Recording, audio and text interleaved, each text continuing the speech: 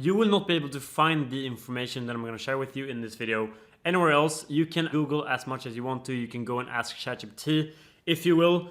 But respectfully, they won't know shit. And that is due to the simple reason that all of this knowledge can only be gained through experience. And for those of you that do not know, my name is Leo. I've been doing YouTube automation now for a few years. I started my first faceless channel when I was still in high school and have since then generated multiple $1 million from this business model. Anyways, let's not waste any time. So here are 10 things that you should never do after you've posted a video on YouTube. So number 1, and that is immediately watching your video after you've uploaded it. So you need to understand how YouTube works in order for this to make sense. So in order for a video to go viral, a lot of people have to watch it and of course have to watch it to the end, giving you a very good retention for the video. But if you go on to watch your own video after you posted it, you are very unlikely to actually watch the video all the way through. And if you don't, you will be ruining the retention for your video, telling YouTube that you have essentially uploaded a bad video, and that is the last thing that you want. And that actually leads me into number 2. So the same thing applies to you actually going on an alternate account, meaning another account that you own but that isn't the channel, and trying to watch the video from that account in order to kind of, boost it, give it more views. I know it might be very tempting. I've actually done this mistake myself, but you're kind of fighting against one of the other YouTube fundamentals when you're actually doing this. YouTube is constantly trying to figure out who your target audience is, and they're constantly trying out your content to new viewers, seeing if they will like it or not. So if you go onto an alternate account where you might be watching, only Sidemen content, for example, and you then watch your video about space exploration, that actually gives YouTube the wrong signals and might trick the algorithm to showing your space content to more people that are actually interested in Sidemen. And if you cannot tell that that will not end up too well, then yeah, I don't know how to help you. Now, the same actually applies to you sharing the video to your friends and family. For example, your mom who might be watching a bunch of cooking content, if she suddenly goes and watches your entire 1 hour long video about space, that might even trick the algorithm more, telling it that people who are interested in cooking content are super passionate about your space content, and that will just mess a bunch of things up. And I know it's super tempting, but just don't. Now, moving on to number 3, and that is buying botted views. Now, please never even think about doing this. This is a very common issue and question that I see even among students in my program, and we always tell them, like, don't even consider it. It is the same principle as the last point. For example, if you buy 100,000 views, buy 100,000 botted accounts that are also used to bot a bunch of other channels, that will trick the YouTube algorithm so much that your channel might actually even die out. So never consider buying fake engagement at all. It will only ruin it for you. You should instead give YouTube the time that it needs to find your target audience, and you will get so much better results, not only short term, but also long term as your channel and audience starts growing. And that takes me into number 4, and that is falling for YouTube's trap, and that is paid promotion or running ads with your videos. So you might have seen sometime that if you're in the YouTube studio or if you're just on the YouTube platform, they will kind of encourage you to purchase ads and get a broader reach with your content. I made this crucial mistake when I was actually starting my first channels as well. It did not turn out well. And you might be thinking, like, these are real viewers that I'm reaching out to. How can this possibly harm my channel? But the truth is that if you're paying for your video to be recommended to people, you're messing with its organic reach. You're messing with its organic potential. People are finding your content at the top of the feed simply because it is paid promotion. And otherwise, if you didn't pay for the ads, they wouldn't click on your video. So what this results in is that a lot of people who might have not have been interested in your content does click on it. They're not interested, so they only watch for a few seconds and then they click off, which means that your retention is once again completely fucked. And now your channel won't be living up to the organic potential that it actually had. Number 5, never delete or private a video that you are unhappy with in terms of the performance. It is actually just going to harm your channel more. What you can see here is a tweet from a guy that works at YouTube, and he cleared up the situation, what actually happens on the back end with the algorithm if you do delete or private a video. You can see that he wrote here, deleting or privating a video removes it from the watch history of the viewer, and watch history is a factor used in determining future recommendations. So basically what this means is that if you do delete or private a video, the viewer or a bunch of viewers who have watched that video and contributed to the algorithm kind of finding your audience is simply gone. So instead of this failed video actually helping you get more views in the long term by assisting the algorithm to find who is actually interested in your content, you are putting yourself back at square one, since all of the viewer history and the reason why that video initially performed bad is now deleted. So instead of privating or deleting videos that you are unhappy with, simply just leave them on the channel. It's gonna benefit you a lot more long term. Now, number 6, and that is re-uploading the same video that you posted before due to a reason that you maybe posted it during the wrong posting hours. And first of all, just to bust that myth regarding posting timing, I genuinely believe that it does not matter during what time of the day that you post your video. If your video is good enough to go viral, then of course it will go viral eventually. The only difference posting in the peak hours of your audience actually makes is that you will see a slight boost of views simply due to just more people being online on the platform. But back to re-uploading a video that you've already posted.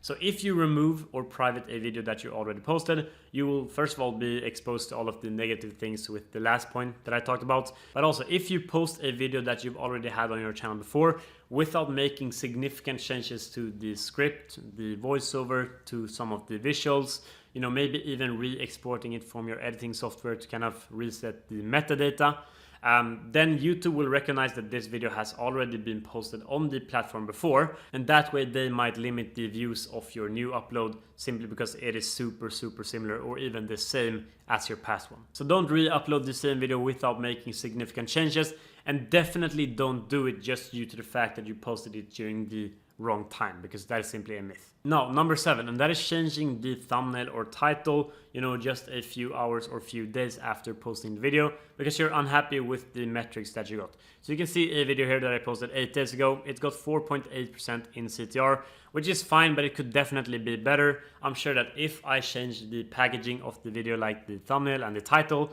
then I could probably achieve a 6% or 7% CTR if done well. But I will not change the packaging of this video simply due to the fact that I don't want to mess with how YouTube and the algorithm is actually pushing out the video. And the truth is that some videos might even pick up, you know, 1 or 2 months after you've uploaded them without you making any changes, even though the video was also performing like shit when you actually posted it. So just leave it be, have some faith in the current packaging, and just let the algorithm do its thing. Now, number 8, never upload a video on YouTube without letting it fully process. And yes, I know that this actually falls under things that you shouldn't do prior to posting a video, but this is actually crucial to making sure that your video performs well, so I thought I'd just mention it. So let's say you are about to post your first video here, press on create, upload videos, you select the file of your precious video here. Let's just take this one as an example, and you'll see that it's starting to upload slowly here in the bottom. Now, I know this seems pretty straightforward, but when this hits 100%, the video actually is not done uploading. It's gonna start processing, meaning that the video has only been uploaded to the platform, but it is not yet at its original quality, let's say 4K. So if you do upload your video before it has fully processed, you're of course posting a video that is pretty crap quality, and that will rub off on the amount of views that you get and potentially even mess up if this video will go viral in reality or not. So when you're uploading the video, go to the visibility tab and make sure that the video is set to unlisted and not public before you save, since yeah, it might be posted before the processing is actually done, and that is not what we want. Now, number 9, and that is not utilizing the community post feature. This is actually a feature that is very overlooked by beginners. I'm not sure if you guys even know that this exists, but if you go to the homepage of your channel like this, you'll see a tab that says posts. And if you actually go onto here, you'll see that I almost always hype my new upload. I tell my audience to go and watch it, and this is due to a very good reason. So when you're uploading a video, just head over to the post tab and write something, you know, slightly clickbaity or super nice, like you won't want to miss this ... It's crazy. Then just press on the video button here, add an existing YouTube video, and since you've already posted your video at this point, you will find it here like this. Boom, insert, and now that is done, you just press on post. Preferably you want to post this during the peak hours of your subscribers being online, because the main reason why you want to be doing this is that everyone that is subscribed to your channel and that is on the YouTube platform at this time, or they might not even be on the YouTube platform, they are going to be notified that you've now made this community post, and your video has been posted. So it's not gonna make you go viral, but why wouldn't you optimize and squeeze out as many views from your current audience as you can to kind of boost the video in hopes of making it perform better? And that leads me to the 10th and the last thing that you should never do after posting a video on YouTube. And that is obsessing over your analytics. I've started many channels myself, so I know how this feels. Once you've posted a video, it is very easy for you to just take up the YouTube Studio app on your phone. You sit there and refresh the analytics literally every single minute, hoping that your video will go viral. When in reality, it most likely won't. So instead of sitting there and refreshing the analytics all the time, which will just discourage you, this actually goes a lot deeper than just your video not going viral. Because when you constantly just sit there and refresh the analytics, you see that you are not really getting anywhere. That will be super tough mentally on you as a YouTube beginner. And to be frank, this is the reason that 99% of people who try to get into YouTube automation fail. You need to understand that YouTube is a numbers game. Your first upload will not go viral. Your fifth upload will not go viral. But once you start stacking up these mistakes that you're definitely going to do, you will learn more and more knowledge like this that I'm sharing in this video, and that will contribute to you actually reaching the success that you see all of these other people have. So kind of neglecting analytics and just focusing on increasing the volume of uploads that you post, that is what will help you get results like this. So I just opened up the community here that I have in my program, and literally like 2 hours ago, Don Biggie Don here, he just hit 10K subscribers on his channel, 122,000 views in the last 48 hours. That is quite a good amount of revenue, and we can just continue scrolling here. So all of these people that you see starting their channels, getting these results, are people that initially were in the exact same situation that you might be in right now. Not having any special skills when it comes to business, still working a regular job that I guess most of you guys watching are, and they're still able to start these channels that are picking up, as you can see right here. So achieving success like this with Faceless YouTube is definitely not out of reach for you watching. Now, I am going to sell you something. This is not something that you have to do in order to succeed. This is simply an alternative for all of you guys who are thoroughly serious about this opportunity and want to speedrun the results that you can get. So let me just put it like this. All of the greatest athletes out there, like Lionel Messi, Cristiano Ronaldo, they are super skilled individuals and they are definitely the best at what they do, but they wouldn't have gotten as far as they have today if they didn't have a knowledgeable coach that has been in the soccer world for, 30 years plus. The same principle applies to literally anything in life. It doesn't have to be YouTube automation specifically, but if you do want to speedrun your results and maximize the chances of you reaching success and hitting 10K per month with Faceless YouTube, will be by investing in yourself and finding someone that can lead you along the way. And this principle really applies to anything in life. If you want to speedrun your journey, having someone that has already been through all of this, that knows all of the possible mistakes that you could be making and guides you to not make these mistakes, wasting you thousands of dollars and hours of time, that is what will actually take you closer to your goals and maximize the chances of you achieving success. But I want to make this rather quick. So in order to provide people with the best possible mentoring experience that they could get, and this is also the reason why people are getting such good results in the program, we only take on a handful of students every single month. It is a limited number, so when the spots are out, they are out until our team has more availability. But if you are a person that would be interested in something like this, simply apply through the link that I put below. We'll review your application. If it does seem good, we'll have you hop on a quick little strategy call and see if you're someone that we actually can help. So apply if you think that you're the person that will actually, lock in and do this. And hopefully I will see you in the program. All right, so I'm currently at my dashboard on smmshiba.com.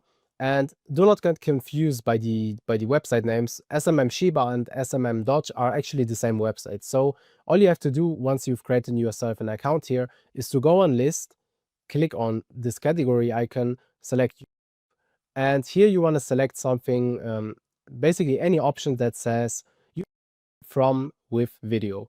So I'm going to choose this one right here, and this should be already fine. 2014, 2017, yeah. Now I'm going to click on buy, confirm, and now you can go into your product orders and you will see this is pending. All right, the order is now completed. This didn't even take 2 minutes.